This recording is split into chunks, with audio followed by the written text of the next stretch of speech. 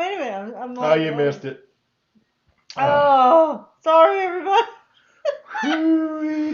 There was a moth in here, and the cat was chasing it Both around and cats. climbing in blinds. I was trying to squirt it with a water bottle out of midair. Like...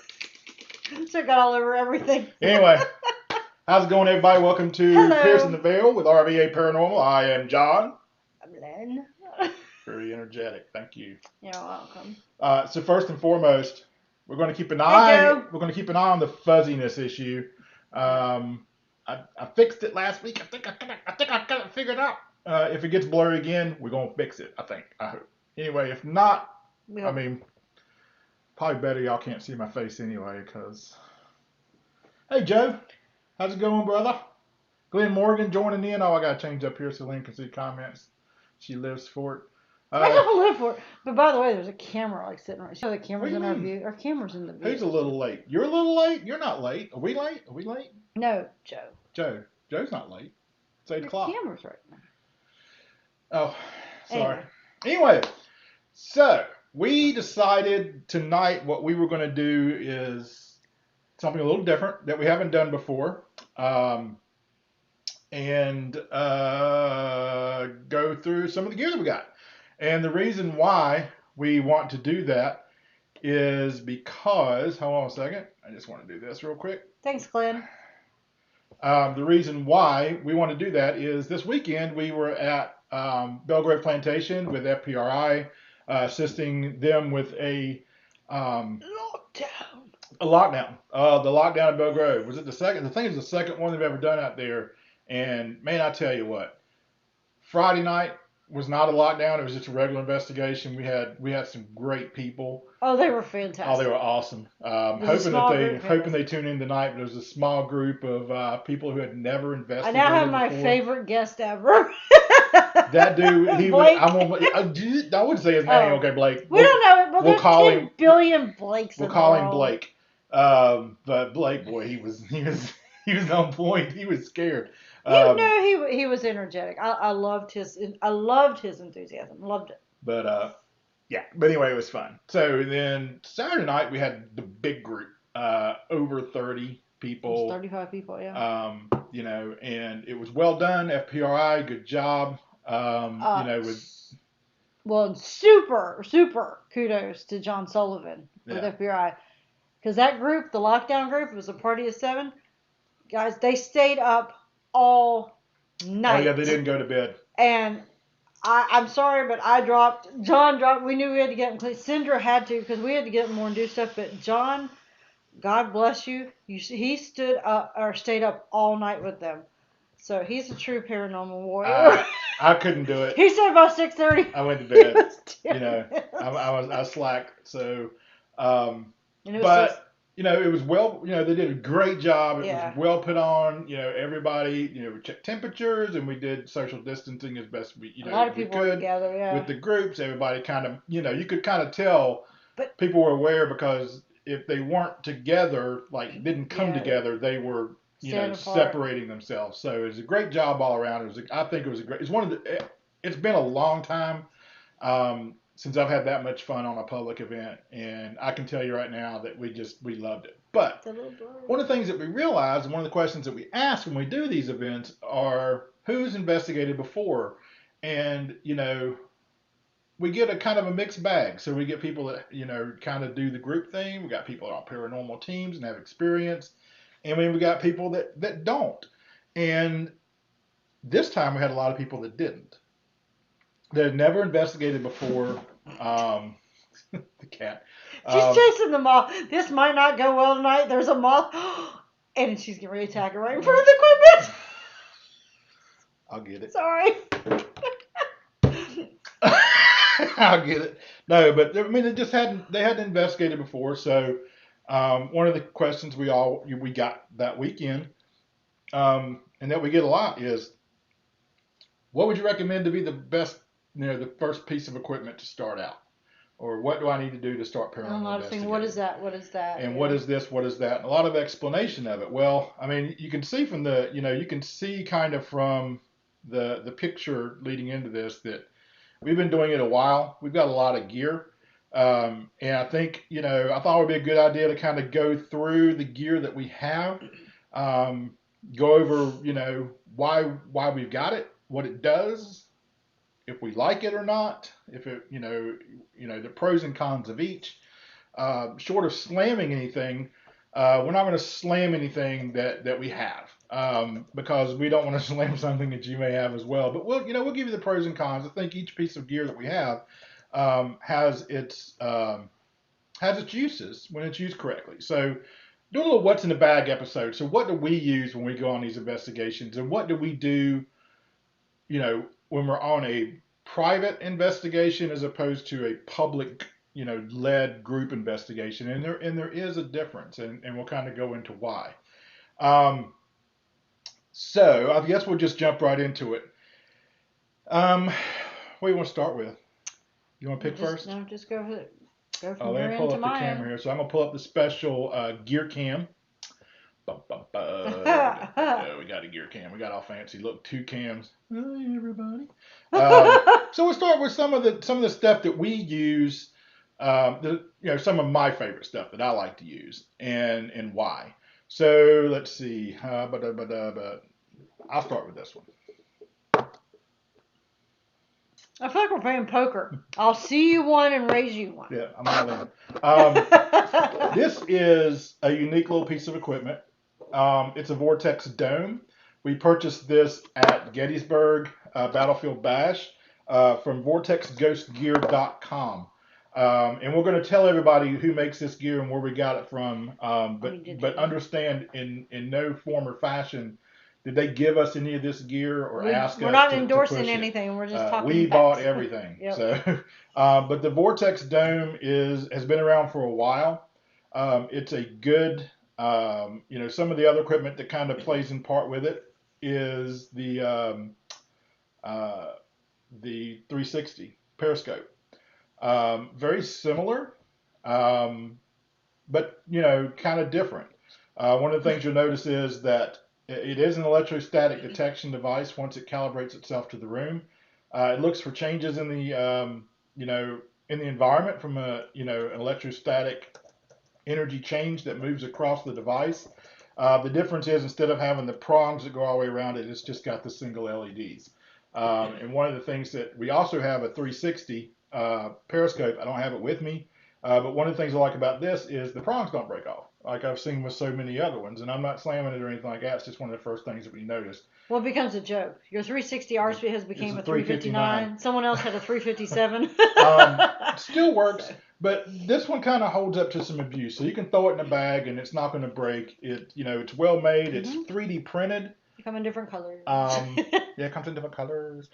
But the 3D printing on it is, it's a high quality, very tight, well built, thick 3D printing structure. We've had this for almost 2 years, exactly 2 years now, and we absolutely love it. And you can see if I can create a little static on it, it'll go off. But that's one of my favorites to deploy and look for changes in the environment in the room. You saw when I put my hand over it, it went off. So. Vortex Dome. That's what we use. As a trigger object. See if we can show what the best thing that this thing's ever worked at is the Thomas house. Oh yeah. You guys remember if you ever saw that video? We can't force it to go off, but it'll go through a complete circle here in different colors. But at the Thomas house, if you guys heard that story or saw the video, it actually went off on command when we thought we were talking to a little girl. We said every time you make it do a full circle, and it changes colors. Like I said, we can't make this go off, which is a good thing. That's what I like, is that you can't force it to go off. But we said if you make this go off in different colors, we'll give you a toy, a stuffed animal. Well, it went in one circle, we put a toy on the bed. We said do it again, and it went around again. So it went 3 or 4 times. So it's pretty cool. Where's Kristen? Kristen's downstairs. She was going to sit here and stare at us, but she went downstairs. But yeah, I wish we could make it go off, but we can't. Oh, I just did. If you rub the side and create. Yeah, but when it goes off, the lights are really bright, and it goes around like this. You can't make it go off. Well, that's what I said. That's a good thing. That's the goal. But for if you're looking for a good beginner piece of equipment, I would highly recommend this. I mean, I can't say a bad thing about it. It's but in that $50 to $100 range, I think it's priced right at about $75. Yeah, I think so. And again, like I said, it's vortexghostgear.com. and you can go on the website and order those. So that's the first piece of equipment. We use this a lot. Like it's in the bag all the time. Yeah. What you got? What you got? What you want to do? Go ahead. No, you gotta pick something now. Well, I feel like I'm like doing Christmas presents. Well, you know my favorite. I have two favorites. This one? Yeah. Okay. That's my favorite. One of my favorites. So I'll let you kind of go into what that is. So my Paranormal Music Box. First, I always do this. Make sure my rubber band is tight. But this one now, it'll probably it might work. But this one has to. It's you've seen it on TV and stuff. It's not gonna be able to calibrate probably because too much stuff is in the way. But when it does calibrate, it'll calibrate what up to 16 feet. It won't, yeah, it won't do it because everything's in its way. So it has to find a point in which to calibrate. You have to turn, and if you move it, you have to turn it off. Not yet. So what it'll do is it's not. A lot of people think it's only motion sense, like if something passes by, but it's actually doing what the thermal too. So it calibrates because it'll calibrate to the temperature in the room.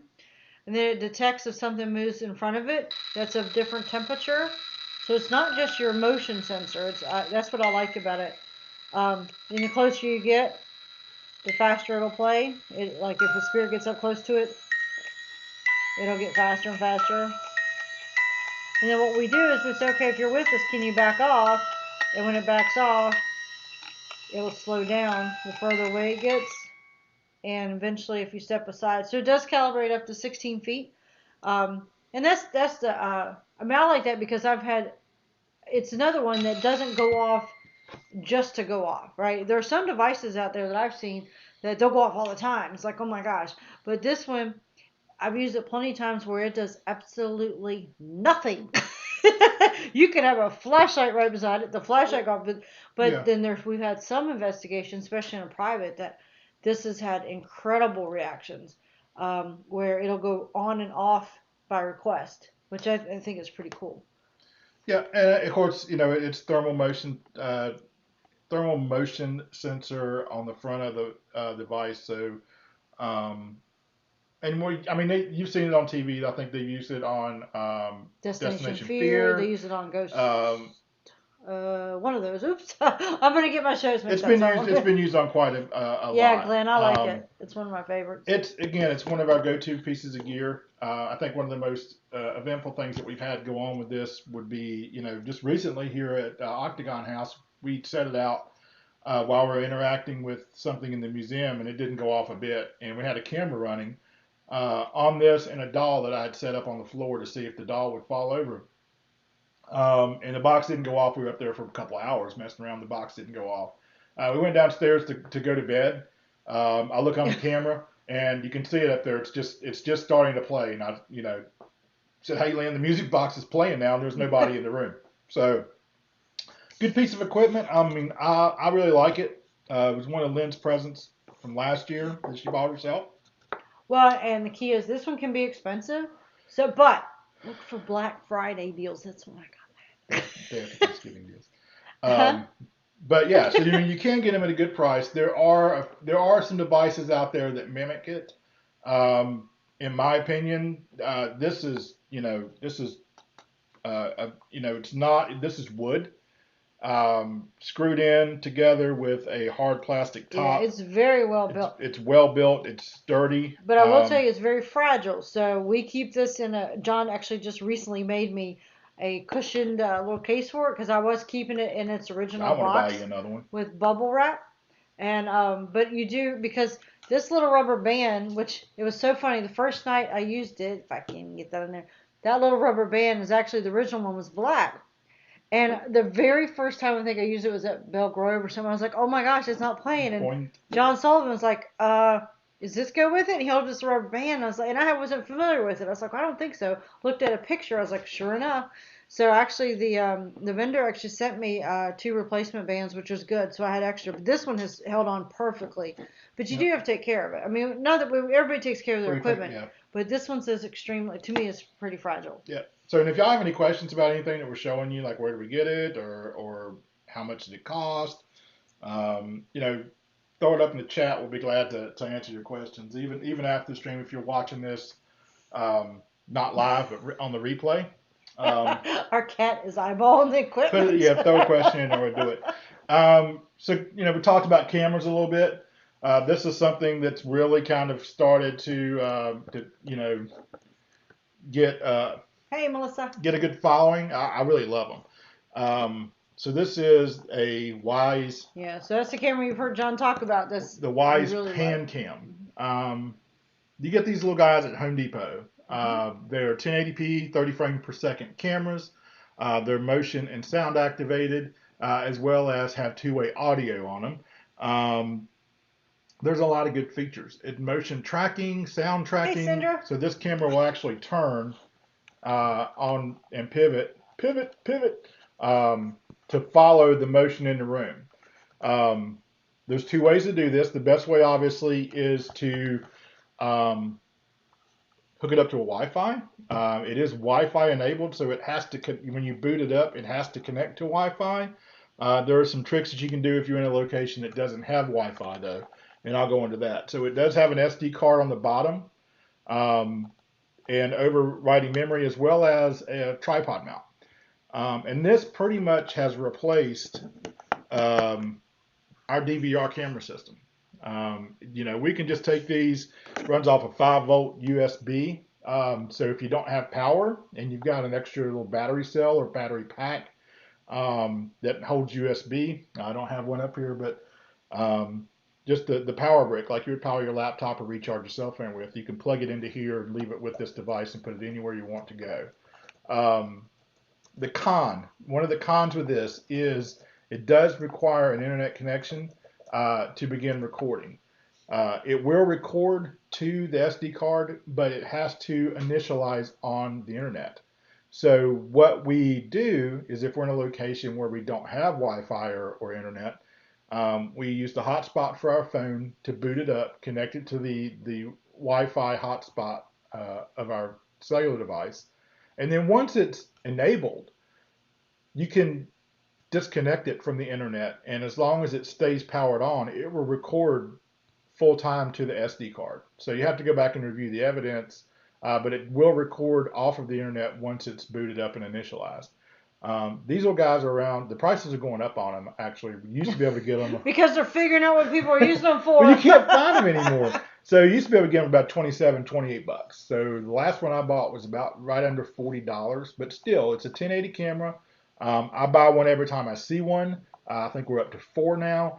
And, if you are lucky enough to be in a location that has internet, it will also give you real-time alerts on your phone. So if you're in another room or outside, it will let you know if it picks up motion or sound.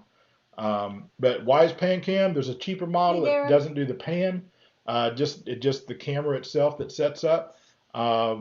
But it does a fantastic job of recording. And, if you need some good cameras, some static cameras to throw out, it also records audio for, the price point. I imagine the sales coming up after Thanksgiving, you're probably going to be able to get these around $20, $25, I think is what they did last year. You hope? I hope. You better snatch up some more. I hope. But yeah, so every time I see one, I buy one of these. And yeah, Cinder, I was just thinking the exact same thing. Yeah, it helps with drywood when somebody goes in there while you're at dinner and walking around the house. Exactly. But it's a good entry-level camera. If you don't have a lot to spend, you need some static cameras, or you're a small team just starting out, save the expense of a DVR system. I love our DVR system. Our DVR system is a 2K system. But it takes so long to deploy those things. And, the only time I really use that if we're in hard to do situations, or actually setting up a command center where you want to, watch that video all the time. So like I said, there's a use for everything. There's some places I would not use this, but there are some places that I would use the DVR. It is IR, so it does do infrared recording, as well as just plain color, during the day. So Wise PanCams, I mean, you can't go wrong with the money. They're great for watching wildlife outside. Yeah, Lynn actually uses them in the garage to watch the wild kitties come in and eat. I used to watch my wild kitties. Well, in the garage when I was keeping track of these little kittens before they grew up. So I was watching kittens, but also I had them. Did I have those outside too? Didn't I have them outside to watch the possums and the raccoons? Yeah, I mean, $30 if one breaks. I mean, you're out $30 as opposed to, a $100 DVR camera. So, wise PanCams, I've got 4 of them. Can't say enough about them. Get yours today. What? Funny. All right, moving on. Moving on. Next device. How about this one? Go for it. The old EDI Plus. Some people call it the Eddie. I still call it the EDI Plus. You've seen them in orange. Ours is gray. It's orange, gray, and black. This by far is... Melissa's talking about keeping up to date on that. Keep up to date on the updates. Lost one of the PanCams at home, and it just wouldn't work anymore. Missed the update deadline for a big one. I mean, every time you boot it up, and that's another. I guess that would kind of fall into the con category. Is they do update frequently, which is a good and bad thing. So good point, Melissa. Do boot these up before you go on your investigation. Connect them to your internet. Make sure that they've got the latest and greatest software and firmware on it, so you don't get on site and then get prompted for that. But yeah, 100%. The EDI Plus. If you can get one of these and you're looking for a multi-purpose all-in-one tool, this is probably one of the better pieces of equipment for any team, a professional team or someone that's just starting out. The simple reason for that is it has a temperature alarm on it here that detects hot and cold, does Fahrenheit and Celsius. There is Yep. Well, thank you. There is a barometric pressure detection as well as a humidity. So you've got temperature, barometric pressure, and relative humidity at the top. You can see the vibration at the bottom. It's fairly sensitive. It has a bipod, as well as a EMF detector here. Nice display. It will display all of this equipment for you as you go through the cycle. Wait, let's see if I don't know if I can make it go off or not. Well, the good thing is... Probably can't. I was hoping it would detect like EMF. Yeah, the good thing is with this is a very well shielded device. So it's not going to get a lot of interference. If the camera falls over, the cat knocked it over, I'll get it, I swear to God. I'm sorry. Just jumping up after this one. But sorry. I can't remember what these actually come in at. So the starting price, usually the average price is about $199, but Ghost Stop has these on sale quite often. And actually, again, another day after Thanksgiving sale. I got this really good deal.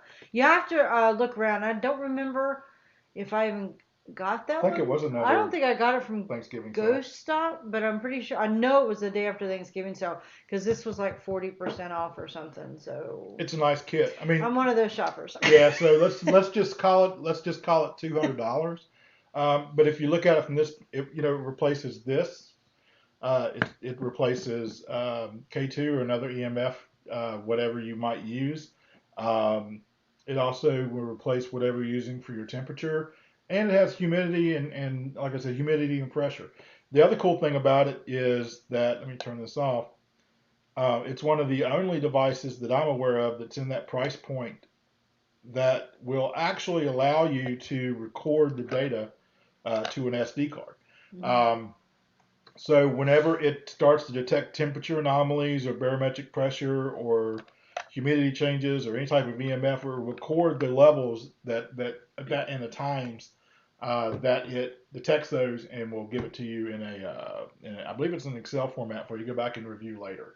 One of the things that really kind of turned me on to this was Brad Bradley, who, I don't know if you're familiar with Brad. He's the founder of CPRI, who, in my mind, is one of the most scientific-based paranormal teams out there. All of their, investigations are very scientific based. Temperature readings, environment readings. That's what they specialize in. The equipment they use is, far above and beyond anything that we could ever afford. And even he said this device was one of the best out there for actual data logging evidence for environmental changes. So EDI Plus. EDI Plus. The RimPod. Everybody knows what this is. This is one of the newer ones. If you don't know what it is, I'll go through that real quick. Turn it on. Calibrates itself to the creates an electromagnetic field around this antenna here, and will go off just like that. That's the one's probably once you do that, you can zero it out. This does have a zero, so you can calibrate it if it's picking up any interference. It also has, this one has a rim range, so you can crank it up to where it's, detecting it fairly far away. All right. An old disco ball. This is why we don't use equipment around computers, folks. But yeah, so that one, the battery might be a little weak. Yeah, we've used it quite often the last. We carried around that. We've got 2 of these actually, as seen on television. I think every paranormal team out there uses them, but they're great to deploy in other rooms, in hallways, doorways, things like that, to see if you can get any type of anomaly changes, or even use it to communicate in some instances. But we've been really good here recently with the last 2 investigations that we had with getting some RimPod activity in caretakers as well as out of Henricus. So price around $160, I think, for one like this.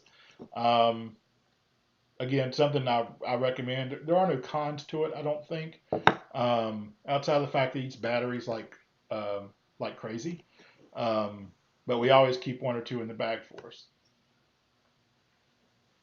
Yeah, I agree. That's the good thing about the RimPod too, and that's what I like. When I don't like equipment that goes off all the time, because then you're like, well, what's the deal? But yeah, so that one does it. When it goes off, I think everybody has the same reaction. RimPod. Everybody says it goes RimPod, RimPod. Yeah, and that's a good point, Ivy. I mean, in my honest opinion, the less something will actually go off, the more I like it, right? Because there's less chance for false. Like false positives. Yeah, false positives. Just thank you. That's exactly what I was thinking and couldn't say it. False positives. If something's going off all the time, then it just kind of doesn't get the attention that it should. So it's a good device. It doesn't go off all the time. And it's one of those devices that you want to have, so just kind of give you an idea to just, hey, slow down. Something's going on here. Darren says he was using one at schoolhouse this past weekend. It was going nuts. Yeah, and that's kind of the way I like it is, you can tell it to step up, back away. I don't so much like to have it in a room and stare at it as I do like to kind of set it away. It kind of gives us the ability to, to monitor a bunch of different rooms while we're focusing on another. Well, and speaking of that, real quick on the RimPod, that does remind me. We learned something really cool from MJ. Which I'm sure most people know, but maybe we have some people who aren't as experienced. Is a lot of people will like to maybe and they'll put the RimPod like right here, or a millimeter or something right in front of them. They go touch the RimPod, go touch the red light and stuff, and it's right there. But she said a good point. She said, if you're circling around something, they don't know. Of course, we've talked about too. They don't know what a red light is, what it's going to do to them, what a RimPod is. She said, put it in a doorway. Put it in a hallway. Put it somewhere, because the spirit's most reaction is going to be to go away from you. So if they look for escape routes or whatever you want to call it. And so I think that's what we've been doing a lot more, to like John's point. I don't think anybody really, but we don't sit there and stare at a RimPod, right? You don't sit there, oh my God, because you're going to miss everything. It's more of an indicator, but put it in the pathways. If you're in this room, like he said at the caretaker's house, it was on the steps.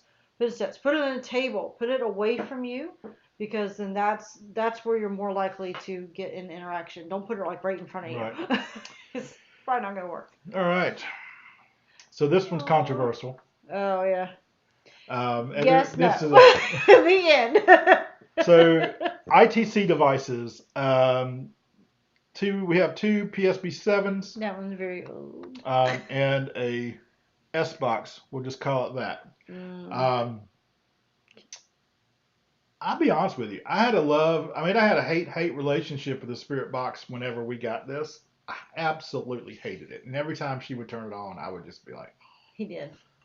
Until he started hearing some things like that. But, yeah, I came around to it. I mean, some of the things that we were capturing were really good. And I wouldn't say that I necessarily hated it as much as I like for my eyes and my ears to be, to rely on them a lot. So I like quiet.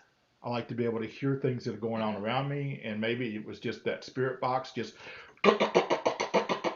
all the time. And I'm like, that's all I can hear. I mean, something could be walking up behind me right now and I would not be able to hear it. But as Lynn, I have to credit Lynn. She is really good with the Spirit Box. I am not. So most of the time you'll see the Spirit Box in her hand.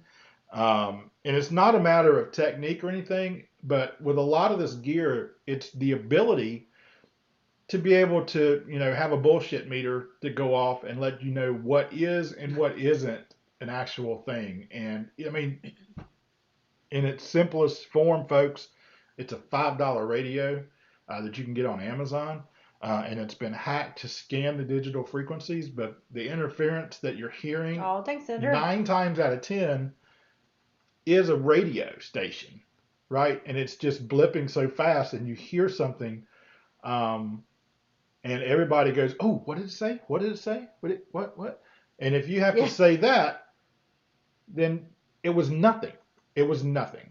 And when you hear, and then I started hearing Lynn getting full sentences across, 12, 13 bands, same voice, saying her name, and then I was thinking, well, maybe there is some legitimacy to this. And my opinion of this is more so that what we're doing is pulling out AVP and EVP from white noise is really, I think, what the purpose is. Well, a lot of times that's why I'll run it too, because we have had several good occasions where we're running it and it's just maybe after we shut it off or while running it, and it is generating that white noise, and something happens immediately after that.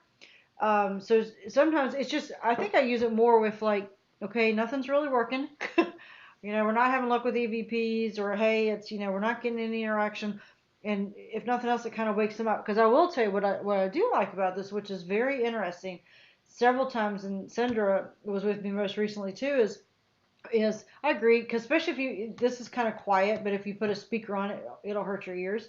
But it's good for public events. It's great for public events.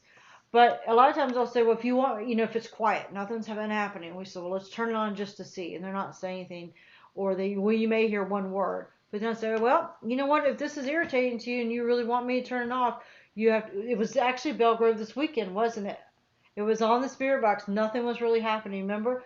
And I said, well, if you want me to turn this off, you're going to have to scream really loud, get out. And I kid you not, we all heard get out over the Spirit Box. I was like, so there you go. So I kind of use it also as a way to interact, because I always wonder, can they hear? If they can hear our voices, certainly they can hear something go, it's probably like, oh my God, stop. And so, if you want me to stop, you got to do something. Something else that I always do, and I did it to this one, and you can see the difference between the tops of the two. One of them has an antenna in it, and the other one does not. This one, I guess if I were to say I have one, is this one without the antenna. Because I took the antenna out. I mean, I don't think I don't think that the ghosts need an actual boost in their wave to detect on the Spirit Box.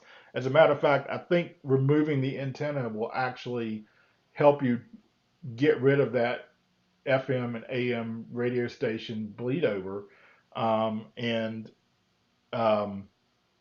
I just haven't done this one. No, well, this is the one I use more often, but there are two different. This was actually a very early model. Believe it or not, there are two different versions. Yeah. This one was really, really early. Then this one came along, and I don't know if they enhanced it or what. But the key to remember with the Spirit Box is if you do hook it up, especially to an external speaker, is you like if we use our big speaker, you're definitely going to increase the risk of getting a lot of radio frequency. You see the Faraday bags with it. I don't use a Faraday bag because I can tell what's radio and what's not. But one thing I like is I've been in plenty of locations. That thing will scan for a good 2 minutes and nothing. So I use it kind of like as a baseline too to say, how much frequency are we dealing with? So I do. Spirit Box I like. Now it's boring when it doesn't work. But again, that's when I use it too. Hey, you want me to shut it off? Go do something. And one of the things that we, the difference between this early one and this one, actually, one of the differences is that we'll scan the unused frequencies above or below the 108 and below the 88. And those are frequencies that are commonly used at FM radio stations in Japan. So nothing in America should be broadcasting on that. The S-Box is another device that we picked up. I'm not a fan. I'm not a fan of this one at all. It picks up too much radio interference. But I will tell you, it's a fantastic speaker. Yeah, you can. If you need you have actually the ability to attach this to something. I was actually attaching it to this to use it as a speaker. Yeah, it does. It has a speaker. It's got some features that the other ones don't. But it's got great scan rate. It's got modes. It's real fancy. But let me tell you what, when you turn that sucker on, it is loud, so it's good, but man, it's just more radio. It's just too sensitive, and that's after I took the antenna off of it as well. So if anybody's had luck with that, I would love to hear, but I just don't use it because of that. It's just too much radio. I was very disappointed. And again, it's not that we're downing this device. It probably works great for some people. Some people probably love it. I know some people that use it that love it. It's just for us. I think that we much prefer the SB7. So it's by no means, hey, Dan. Something I would say, don't buy. I mean, again, it's personal preference of what you like. But it's just not our go-to Spirit Box. Absolutely, yeah. It just doesn't work for us. Yep. So this is going to be a fun category. Recorder, be alert. So you're probably like, oh my gosh.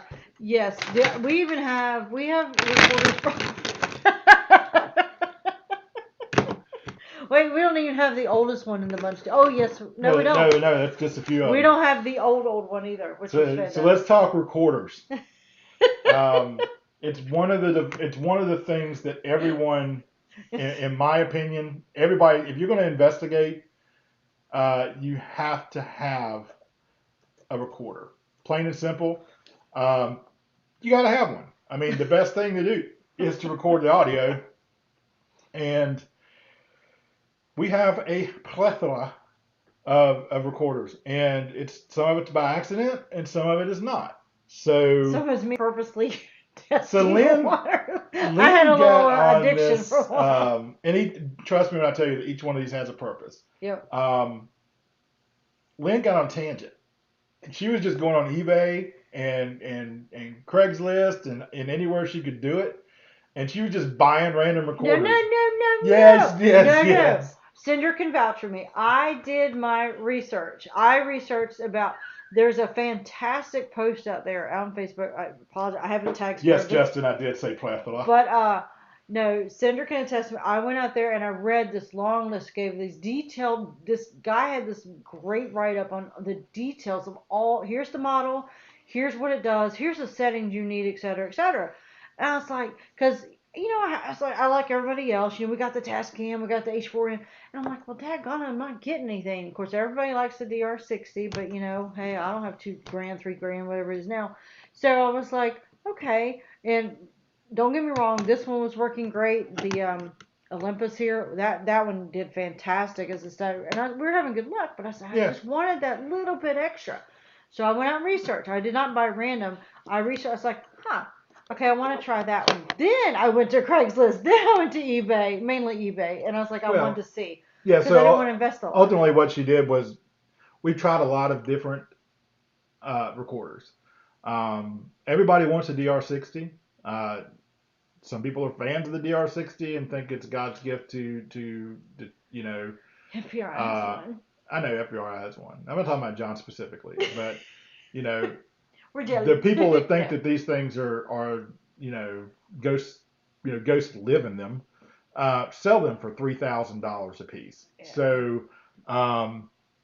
Well, we'll tell you this: the key with the DR60 is that it picks up that lowest megahertz of the frequency. That's why it picks up so much. So that's what I was researching. This guy, he had that's what he posted on. This one picks up at this megahertz, and we don't have it here, but there's another one that's really old, and I kid you not, I got it for like $20. It was fantastic. It picked up almost exactly at the same frequency of the DR60. Some were clear, some were not. But the darn thing didn't have an on-off button. I was like taking it daggone back. I was like, are you kidding me? That's how old it was. It was a Sony or Olympus too, or something like that. But I was like, really didn't have an on-off button. I think it was a Sony. It was a Sony. So, yeah, that's why it's all about the frequency, which it can pick up. You know, and everybody knows that these higher end, the H4n, the Tascam, the higher end models, they'll pick up a. But I mean, they got so. I mean, here we have another ITC research device. Which I can't figure out. The RT EVP version 2, I think, is what this one is. If you can figure it out, I was so excited when I got it. It's great as a recorder. There's a lot of this has got a spirit box built into it and delayed recordings. A lot of features into it, and it's got one of the most intentionally sensitive microphones on the market. So I do use it for, you know, for static recording, not while we're in a room, but just leaving this in a room or leaving this in the house overnight is where I get the best result with it. Trying to figure out spirit box while you're recording, while you're doing live. It's a lot of buttons. Yeah. I just wasn't smart enough. This was the first recorder I ever bought, and I would highly recommend this recorder to anyone. It's just the Sony. And they're all on the same line, but it's got the hookups for the USB transfer. It's got voice activated recording, so when you're asking your questions, you can have it leave out to silence and just record if it picks up something like a DR60 does. But I carried this around, and I still carry this around as the primary recorder that I just turn on and carry it with me and never turn it off. It's always recording, and I use this for validation against what I capture on the other recorders. I love it so much, in fact, that I got 2. And when we're not investigating, these are what I run statics as well in rooms. Just set them down and leave them alone. This one's a fantastic static recorder too. Yeah, these are under $50. So they're great recorders that you can leave these running and record for 3 or 4 days, and never run the battery down and never fill up the internal memory. So these are great devices. I think this one was a trial. We went through a stage where we were just buying. No, this one we actually bought on time, but you can just pop it out and it plugs right into your computer. This one, it has the same features, voice activated, all that stuff. I use it, if anything, as a static recorder. I've actually botched the settings on here, so I have to go back and figure out what I did wrong. But it's a great static recorder. This is the one we used on a private that caught so much. It does. It was crazy how much it caught. This one does. This one is a switchblade USB. You just plop it right in there and away you go. Yeah. The Tascams are good. These are really high quality. Both of these are very high end, high quality. Except for recording. Recordings. With our videos. The con. Here's a con. I know what you're going to say. You're not going to con the Zoom H4n. Well, yes, I am. Because this is so good at recording, studio quality music that it's just built to not capture ambient and background noise. So you don't get a lot of EVPs. What you do get are a lot of AVPs, and good validation against your other recorders And if you hear if you think you hear Satan on this, and you go back and listen to it on this, you're going to find out that it's somebody just their lips. And you can tell. Honest, swear to God, you can tell. You can tell a zipper up, zipping up and down as opposed to just hearing. You can hear the, and you can say, oh, that was a zipper. But I use this for recording when I'm doing audio for videos, as opposed to just the on camera. So still have their purpose. I still love these. This was actually Lynn's. I think I conned Lynn into buying this for me, but a couple years ago. But we use both of these on a regular basis at all times. Especially the private. Yeah, and Lynn.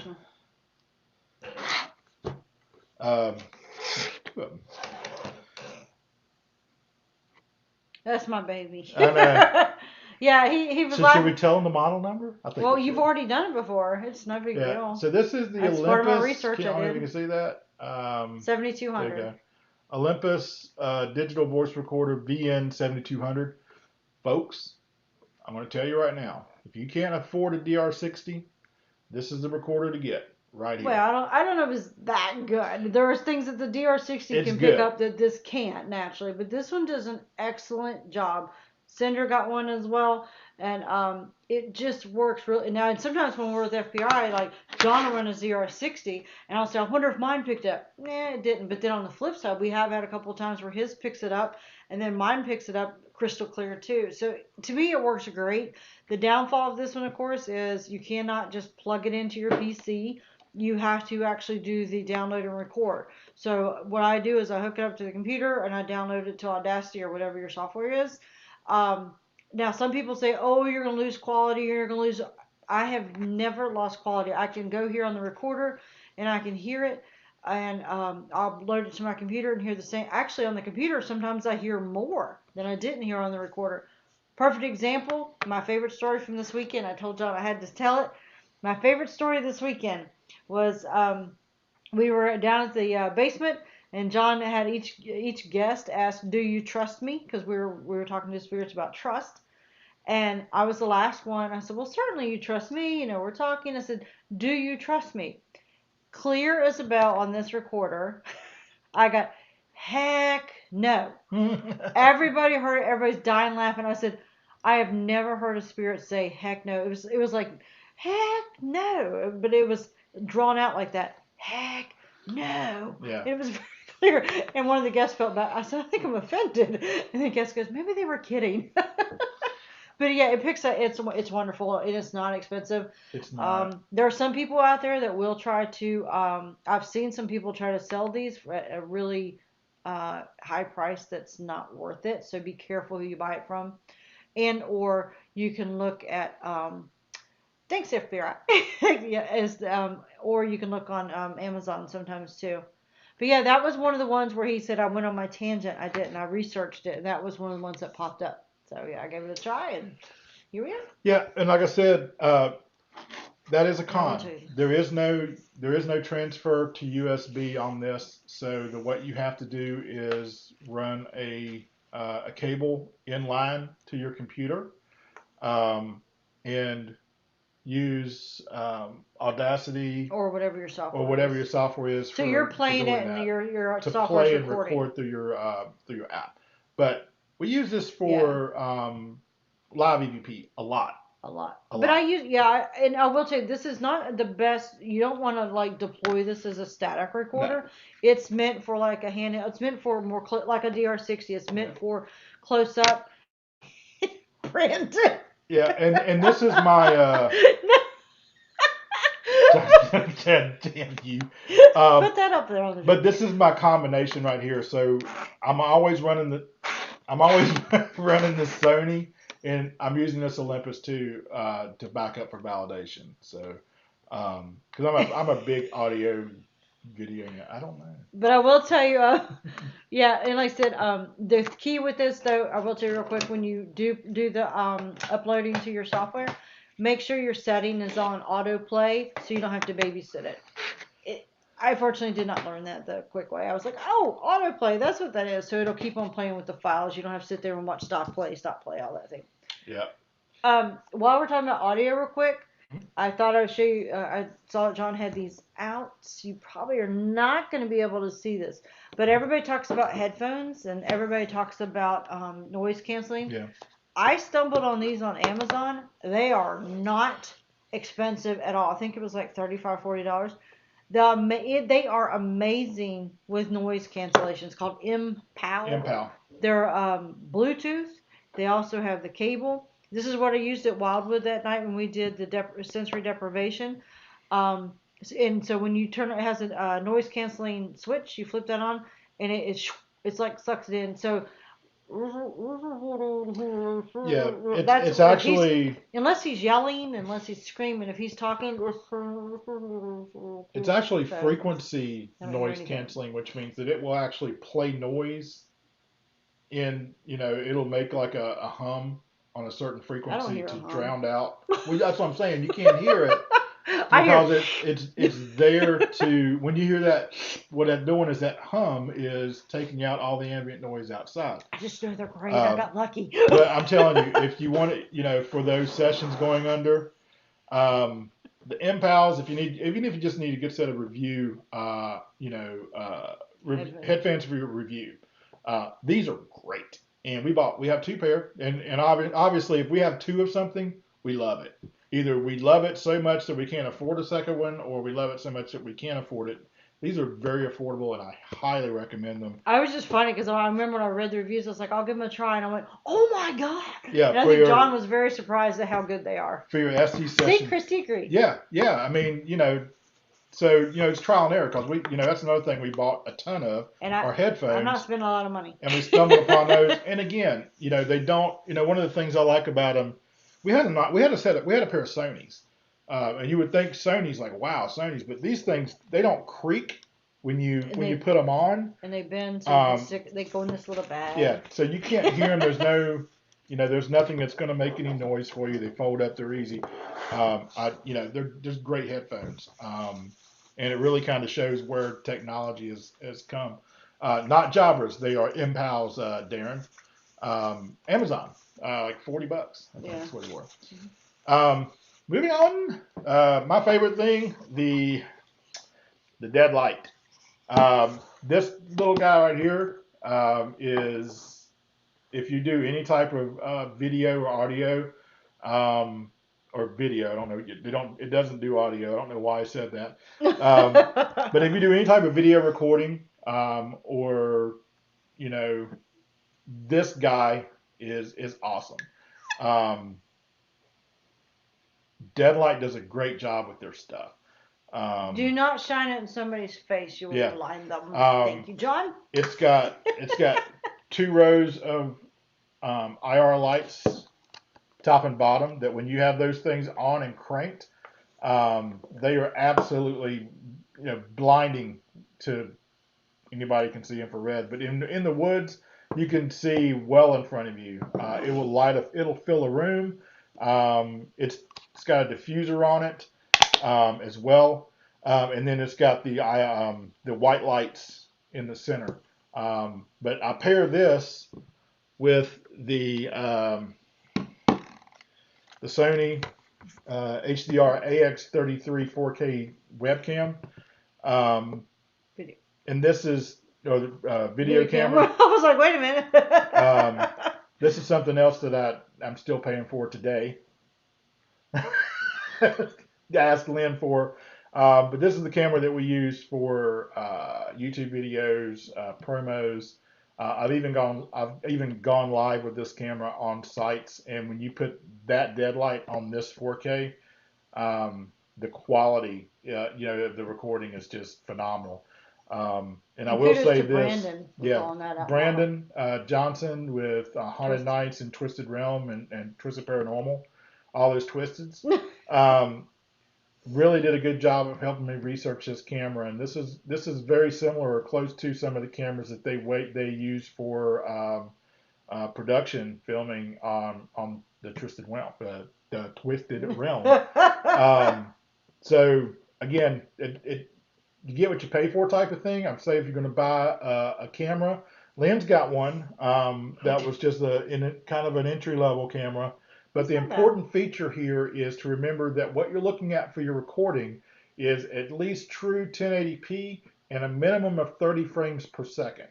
If it's not doing 1080p and 30 frames, you're just not really going to get that quality. But there's some cameras out there that you can get that have the night shot and do 1080 at 30 frames per second, and they're great cameras, and you can get them price point around 100, 120 bucks. Yeah, I have the basic one. It has night shot. It has. I'm not a film person, and I need to spend more time. Cindra's got, I think, got the same, if not a similar model from FBI. She's really good at it. I just have to get more comfortable with mine. Yes, you will wait a long time for the deadlight. The good thing about that is that he is full disclosure on how long it's going to take you. Yeah, Josh is full disclosure on how long it's going to take you to get that, and he'll tell you before you order it. As a matter of fact, he won't take your money until your order is ready. But I waited nearly 9 months for mine as well, and it's worth the wait. So get on his list, and when he gets it, you'll be very pleased. Bipod. Yeah, just real quick, won't spend a lot of time on this. I have the sound off. Don't turn the sound. But you can see it'll beep if you don't. But very sensitive. So it detects. It's for footsteps and for we use vibration. And it'll tell you in different directions where it's coming from. So it can go this way and go that way. But this one has been cool. We've used it. We don't use it all the time, but especially if we're hearing footsteps or if we're downstairs and there's an upstairs, so that's where the sound will come in handy. Henricus, this has been great because I actually got it to go off on command. So I had it on the steps and it wasn't doing anything. I was like, hey, can you run up the steps? And that happened. And I had the sound on too. I said, can you come back down the steps? And so it was coming on off by command. So that was pretty cool. And it's triaxis. So it detects this way, which is red, left to right, up and down is green, and vertical horizontal is blue. So it will tell you if it's bouncing this way or shaking this way or shaking this way. Lynn's hurrying me up. Well, you're almost at. Well, we'll run over a little bit, but we'll cover everything. Okay. People's time is precious. We got so much gear. People's time is precious. No, your eyes got the gear. And we got the. John said, I'm gonna give me some of those alarms. I don't care what John says. Yep, Donnie, we got it right here. We covered that just a little bit earlier. Yep, got one of those ourselves. Thanks for listening, Michelle. You don't have your plate. I don't. But we can do it. This is a trigger object detection thingy. Blah, blah, blah. I don't know what the official name is. It's a trigger object device. You hook it to anything that's metal, and it essentially turns it into a.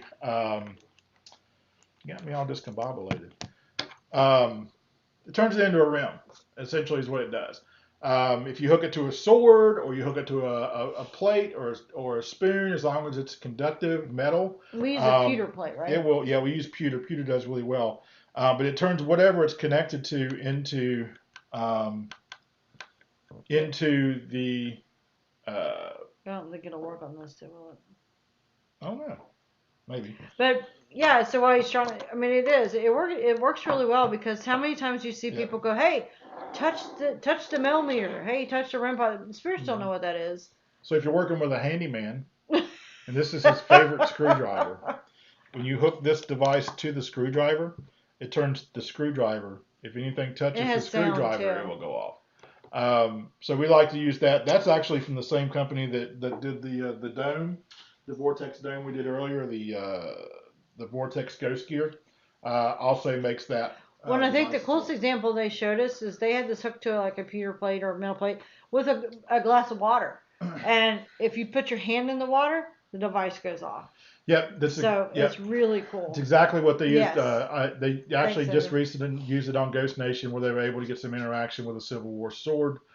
Christy wants to know where we get the trigger object thing. Like I said, it's available at vortexghostgear.com. We hope it's still available. We haven't gone there in a long time. I looked this weekend, okay. And they are still available, and they make them in multicolors. So vortexghostgear.com. Yeah, it has sound too, so it's really cool. Yeah, we love it because that's less intrusive, especially if you're dealing with something that might be Especially when you're dealing like in the Civil War era. So, Yeah. so John has a lot of relics, and he can put the bullets on a tray. Go, hey, does anything look familiar for you? And you're hoping that they'll kind of reach for it. Let's get this big boy over here. Maybe you can see that. Can you see that? Okay, there we go. I'll hold it. It's all right, just set it down. That looks like a little brain sucking. It's paranormal. It's got LEDs. See. So this is a love-hate relationship here. These devices, you can buy them, or you used to be able to buy them from a paranormal guy who created them and called them vortexes. And you can still buy them at like Ghost Exchange and places like that, handmade. The prices have come really down, but this is one of those devices that started out, costing you $1,000. And eventually it essentially got dumbed down to where you can get them now for about $300 or $400. This one I built, and it was built off the specs from the inventor.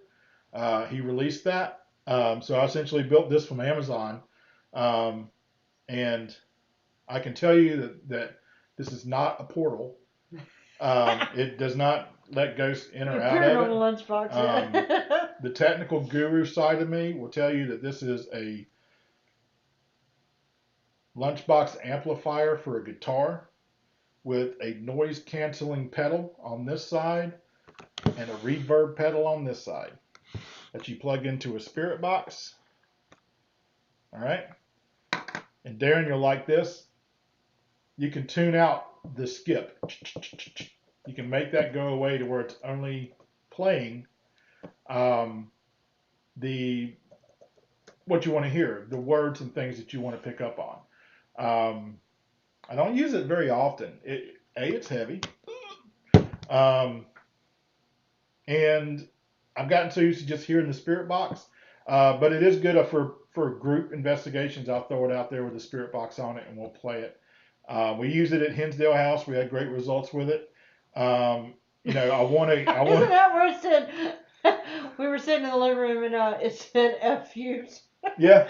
To Sullivan, and John goes, "What?" Like, don't and now it click. Yeah. But the cool thing about it, as big as it is, you can plug it into the wall, or you can run this off of a 12-volt in, so like a battery pack that does 12 volt. So it does make it very portable. It makes the portal portable.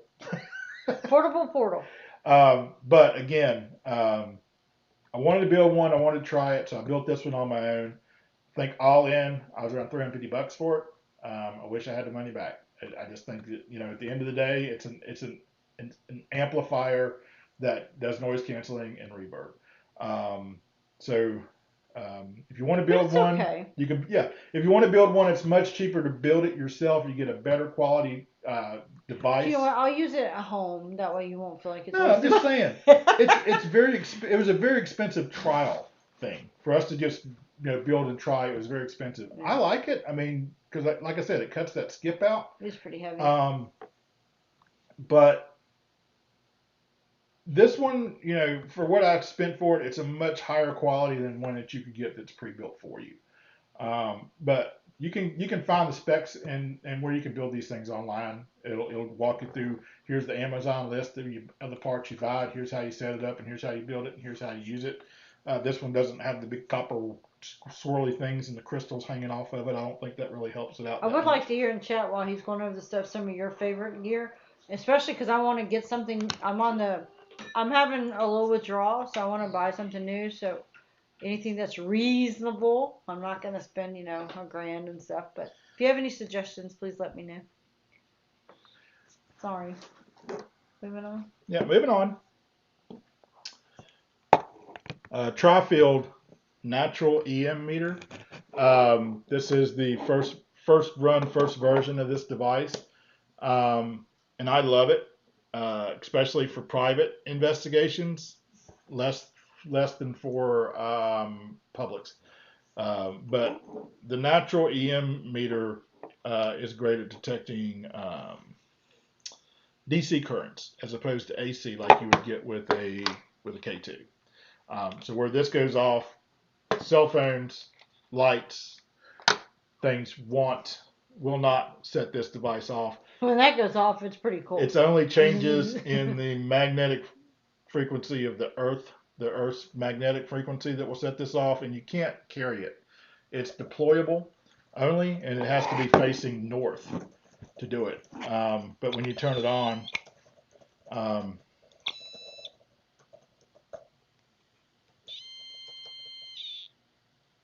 yep, it and just deploy it. When it goes off, it's really kind of cool because there's not really anything that's man-made that should be setting this off. But again, another one of the TV things that I just had to have, so I went out and bought it. This one will be easy. The hilt. This one has a funny history. So we went to an event years ago, and it was actually Chip Coffee. So I was like, oh, I'll get to meet him. This was, 3 years ago? I don't know. But he had one of these, and it was so cool. Of course, I guess you have to have abilities to this has worked once, so I don't really use it anymore. But so you can see, like, if my body temperature, my body temperature is colder, it'll feel the air temperature. And if it's hotter, it'll turn red. If it's colder, like if a spirit were here, it would turn cold, it would turn blue, almost purple. So he was actually holding this, and he got it to change on command. So, being my little impressionable self, I was like, oh, I gotta have one. So yeah, I don't think it was that expensive. No, it wasn't. But I don't even know if they make these more. I don't use it as much anymore. But again, it's only because sometimes it is pretty bright in the dark. So if I did use it, I'd probably deploy it somewhere. Flashlight. But the best experience with this was at Henricus. Is we had all of our equipment on, and everything turned off at once when we said we were going to do something. Every piece of equipment got turned off. This went to the darkest color purple I think I've ever seen. And then I said, if you don't want us to do that, you're going to have to turn everything back on. It turned it on except this. I said, that was green, and it's still purple, and it went to green. So that was the best experience. But it's still cool. I have to probably try it again. I haven't tried in its own defense. I haven't played with it in a long time. And it's similar to this thermal crosshair, which is another device. I love this. It uses the thermal sensor that you would get in a FLIR. So when you're looking at a FLIR camera, where it will detect the temperature and flash that up on the screen, that's essentially the same sensor. So if anything walks in front of it that's hotter or colder than the ambient temperature that's calibrated to, it will cause it to go off. It's called a crosshair because once it calibrates, it's got basically a crosshair target on the front of it that will follow which direction it's moving, left to right or coming towards you or away from you. It will let you know. It also has an auto zero, so it will auto zero itself out every 10 seconds to calibrate it to ensure that there's no false positives. Sound on or off, and you can just zero it to the environment. So you don't have to set it down, turn it on, and let it calibrate. You can just hit the zero button on the side, and it will set itself just like that. But again, it's something good to put out, deploy, and watch. And it's good because it too does not go off all the time, which is something I appreciate in equipment. I don't want something that goes off all the time. Everybody knows. Everybody probably has one of these. Yeah, everybody knows the laser. Everybody knows the laser. We don't use this. I think we just picked this up somewhere, but we don't use it. Get out of my drink. All right, Xbox cameras. Let's talk about SLSs. I don't know. I'm still just. We have an SLS. Got it. We bought it from somebody who, not the original maker. Well, this is it. It's just not mounted up. Yeah, the original SLS we had, I think, was horrible, right? And we sent it back. So we actually found somebody who made really good one. Yeah. But it's heavy. I don't like carrying around, and then you have to sit there and watch the screen. So John had a good point that you were talking about this weekend about what it's really good for. That's all. Yeah, in our opinion. And you can throw your opinion on the SLS up in the chat. I'm by no means like saying that this device is sharp. I think it's misused. The structure light sensor camera has been in design by Microsoft for a long time. It's still in production. As a matter of fact, it's gotten a little bit better. It's about this big, and it price ranges you about $150. But it's not an Xbox cam, and it's not the Bill Capel device that they used on Ghost Hunters in their season 1 by any means. Very similar. There's some differences there, and I really want this device. I really want this device to work and to be good, and I think it has possibilities. But I just can't get over the fact that it runs on a deployment SDK kit that you can download for free, and you can plug this camera into your computer and you can see it. This is the Xbox One Connect, which in my mind is much better than the 360 for a couple reasons. One, this actually does 3D mapping, and a lot of people don't know that. 3D mapping of a room, so that when, if you've got an angle or a trash can or a television sitting in the middle of the room, the 3D mapping will actually map that room 3D, and you can see what it is. So if it maps something, it's going to tell you where it's at in the room as opposed to a flat surface. The other thing you do is just turn this on and use it as a camera, using just its IR capabilities.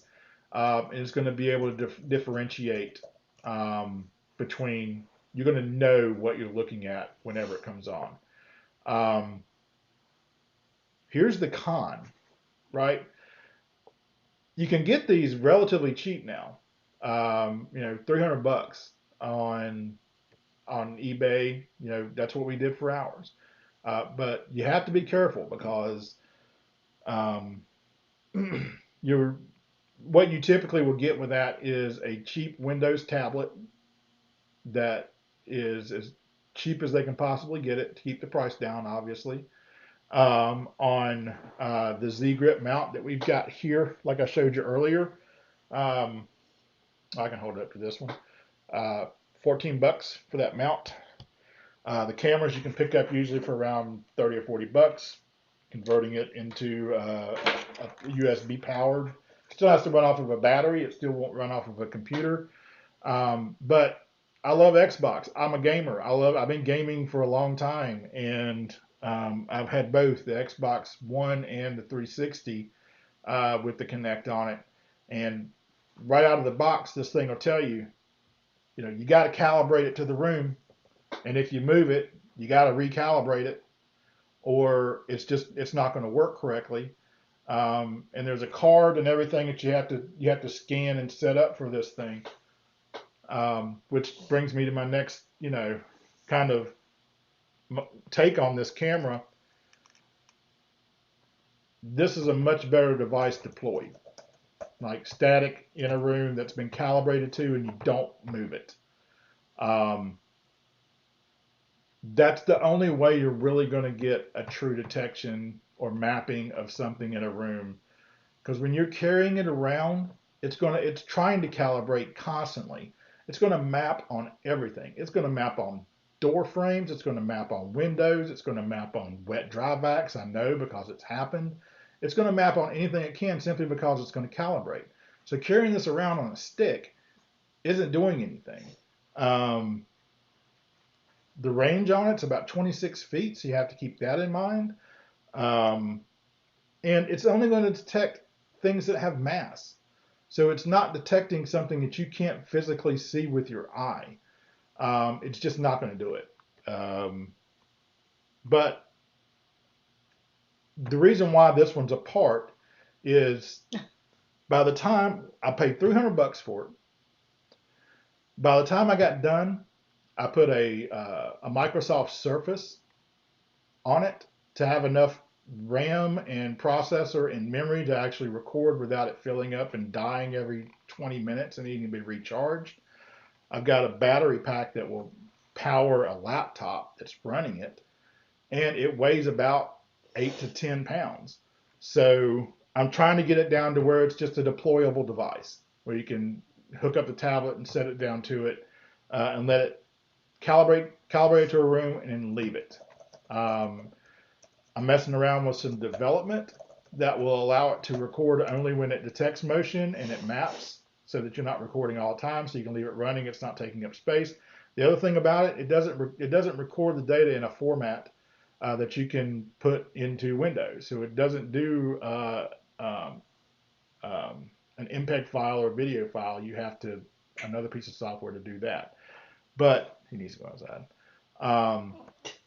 But I do think it has a use. I think it's misused a lot, and I think again it comes down to just being able to understand the device itself. In my mind. But with that in mind, I mean, the camera that Bill Capel designed uses the SDK toolkit for Connect is software that he's designed. You're not going to get that out of the box with the development toolkit from Microsoft. He put a lot of programming into that to have it do, voice recording and detect the barometric pressures and do everything that his software does, and that's what makes it so expensive. But by the time you finish putting on a tablet that'll actually, stay charged and record more than 5 minutes, you're still up to, you could be, if you don't have the stuff lying around, you could be up, $500-600, which really kind of takes it out of the, the fun factor for me. Mm-hmm. That's your last one, I think. Oh, yeah. Because I don't think you need to go through the GoPro. The last one. I don't think you need to go through the GoPro. Oh, we do have this. I can't recommend this enough. This is new. Everybody's going to need one, right? You're funny. Looks like a bullet holder. The battery pack. Look at that. Battery organization for like what, $30? No, 20 something. So tired of my batteries rolling around everywhere. You got to have a battery pack. You're nuts. I know. All right. Dowsing rods. I suck at this. Kristen is phenomenal with these. That girl has got talent. These are copper mosaic dowsing rods that we obtained from Fleetwood Paracon from Copper Mosaic on Etsy. I love dowsing rods. Growing up in Carolina, growing up in Southwest Virginia in the mountains, I knew a lot of old timers that used sticks to detect water witching, so on and so forth. And some of those folks taught me how to do it, so I could actually walk around with a stick and detect water. So I felt, I loved dowsing rods when we first started. I kind of put them away, for a long time. But I've started using them again simply because it's been around for so long, that water witching and dowsing has been a thing for so long that I feel like the spirits will actually recognize what these are and what we're doing when we say we're dowsing, and can be more like, oh, I know how to do that. I know what that does. Beep, beep, beep. I can play with those. So I've started incorporating it and using it a lot more. Kristen's great with them. I taught Kristen what I knew about them, and then she self-practiced herself, and she's become really, really good with them. She's very good. Her hands are very steady, and she can look at you, and she can laugh. I mean, she can hold on to them for a good while, and then eventually she's like, okay, my hands are getting, like everybody. Because if your hands aren't getting tired, I don't think you're doing it right. Your hands, because. But yeah, she's really good. She has some really, really good interactions. And these are glow in the dark. Yeah. Glow in the dark tips. Glow in the dark tips. Just the tips. The joke has become, can we say it? Show us your tips. Show us your tips. Anyway, so that's what that's kind of what we do. And of course everybody has the flashlight. But that's everybody knows what a flashlight is, so I'm not going to go into that. But that's everything that we own in a nutshell. Some of these we don't, some of these we do use a lot for public investigation simply because we want that audio, that visual and audible effect to happen right then to get that response from folks. A lot of these that we use on public, we wouldn't use on a private. What are you going to get? I don't know. John's going to let me know what he's getting. He's probably getting something fancy that I can't afford, but I don't know. I want to get something. I don't know what else we can get. Any recommendations for some other gadget? Oh, I do. I know what we can get. I just don't. I'm one of those. I need like validation from others. I don't trust all the little gadgets or equipment or stuff out there. Some of them like, oh, that looks cool, and then you get them like, oh my God, that's horrible. So. Well, that's another I don't thing know. is, you get a good piece of equipment that's out there that you like this. And then the first thing that people try to do is cheap it and dumb it down to make it, I don't know, affordable.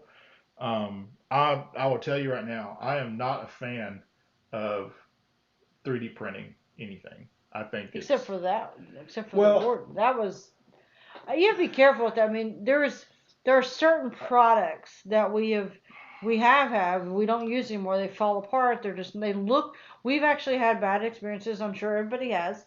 You receive something, you're all excited, and it looks like crap, and it's falling apart in your hand. So we've had to send it back. So I think it's a difference of quality, right? I mean, here's the difference. There's a difference between a $200 3D printer and a $2,000 3D printer, and how much material you're actually going to tell that device. So if you can pick up a 3D printed, like I can't even get that to focus on it, but if you can't see the lines from the 3D printing in that, then you've got you've got a very well done 3D printed device. We've gotten things where the ink is literally rubbing off on our hands, and it looks like a kindergartner put it together. But when you go to something that hardly ever goes off, and you really put a lot of validation into it when it does, to something that almost looks exactly like it, that goes off all the time. I mean, I don't know. I'm just not a fan of the way that folks design and take ideas from others. And I mean, it would be no different than if somebody took the design of this deadlight and tried to make it, $50, and it takes away from the quality of the actual equipment. But that's just my opinion. I'm not going to slam anybody. To each his own. If you want to do that, that's fine. If that's what you want to use, that's fine as well. But just personally for me, it's just something that I kind of steer away from. All right. What did he give you? Huh? But anyway, I know we went over. Wow, we went way over. I apologize. But anyway, we went way over. But we wanted to do that for a long time. If you have any questions about any of the gear we went over, shoot me an email or a message, or just put it in the chat if you're watching the replay of this. Also keep in mind as well that we've got an October event coming up at Belle Grove with Haunted Nights, the Haunted Wing Bash, Haunted Nights Paranormal. Fredericksburg Paranormal is the hosting for that. Thanks, Darren. And then we whip right around and go to Norfolk. We'll be in Norfolk at the USS Wisconsin. Again, Haunted Nights Paranormal. You need to find Haunted Nights Paranormal Events. Haunted Nights Paranormal Events, and you can stay on that ship for that investigation if you want to. If you want to. And then Octagon House the first week of December, so we hope to see some of you guys there. But check out, let us know if you're going to be able to make any of those or not. We'll be there at all of them in some capacity. Thanks to Haunted Nights for allowing us to do that with them and continue to do it. But I think we'll sign off. Yeah, and I was both of those places are really nice, really cool. The battleship we have investigated. And the thing is flipping huge. I know I've said it before. I'll probably get lost. Hopefully they have guides again. It's very big, but the history itself is really cool. Definitely haunted. And Octagon, you've heard us talk about. The place is amazing. We went there with the FBI. We had a wonderful, wonderful time. So, and I do believe there are little poltergeists there. I kid you not, something spanked me in the butt. But it was fun. So hopefully you can make one of those events. Yep. Hope. Yeah, right in front of the There's camera. Our new piece of equipment right here. This makes the night when things are slow. No, just kidding. But thanks everybody for tuning in. We appreciate it. Thank you so much for hanging in with us. We'll see you guys next Tuesday. Next Tuesday for some reason. Got them all. But thanks for tuning in. We hope you enjoyed it. Glenn, looking forward to seeing you at Halloween Bash. And we'll talk to you next time. All right. Take care. Oh, wait, I'm not ready. And we'll talk to you next time.